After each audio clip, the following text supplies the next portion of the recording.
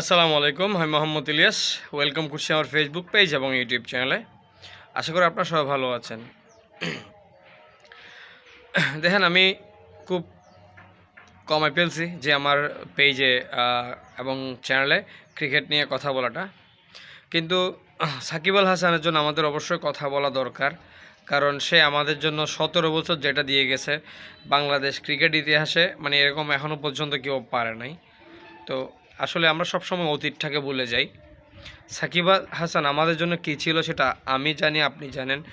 জানেন বলেই তো আজকে 16 বছর সে আপনার কন্টিনিউয়াসলি র্যাঙ্কিংয়ে 1 ছিল। আপনি একটা মানুষকে সবসময় সব দিক দিয়ে কি ইকুয়াল পাবেন না, যেটা সেম আমি এবং আপনিও না। তো আমি ওকে চিনি ক্রিকেটার হিসেবে, দেন ক্রিকেটার হিসেবে কি ওকে মূল্যায়ন করব এবং ক্রিকেটার হিসাবে কি রেসপেক্টটা করব। কারণ কারো পার্সোনাল লাইফে যে ইন্টারফিয়ার করার আমাদের কোনো রাইটস নাই। যাই হোক, 17 বছরের মাথায় এসে সাকিব আল হাসান রিটায়ার্ড হওয়ার টাইমে এসে যখন আপনার বোলিং অ্যাকশনে আপনার প্রবলেম দেখা যায়, তাহলে বুঝতে হবে আপনার এখানে কোনো ধরনের কি কারো এই 7-5 আছে। 7-5 মিনস আপনার কারো আমাদের পিছনে বা সাকিব আল হাসানের পিছনে কি এই জিনিসটা নাড়তেছে, কড়া নাড়তেছে। তাহলে আলহামদুলিল্লাহ, সে আপনার যতটুকু শুনছি সে এখনও পর্যন্ত আপনার সেটা করতে পারে না, কামব্যাক করতে পারে না। তবে সেটা সাকিব আল হাসান সেটা কামব্যাক করতে জানে, সে যদি আরও ক্রিকেট খেলতে চায়।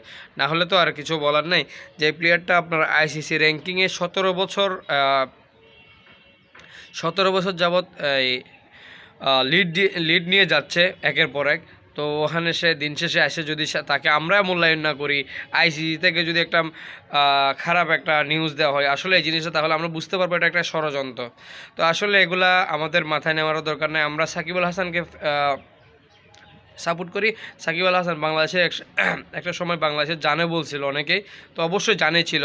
তো সাকিব আল হাসানের পাশে থাকবেন সবাই, কারণ ক্রিকেট আমাদের আবেগ, ক্রিকেট আমাদের ইমোশন। তো এটাকে আমরা কখনো খারাপ হতে দিব না। তো আমরা আমাদের যারা, বিশেষ করে আমার এই ভিডিওটা যারা দেখবেন সবাই ভিডিওটা শেয়ার করবেন এবং সবাই সাকিব আল হাসানের পাশে থাকবেন এবং তাকে সাপোর্ট করবেন। ধন্যবাদ।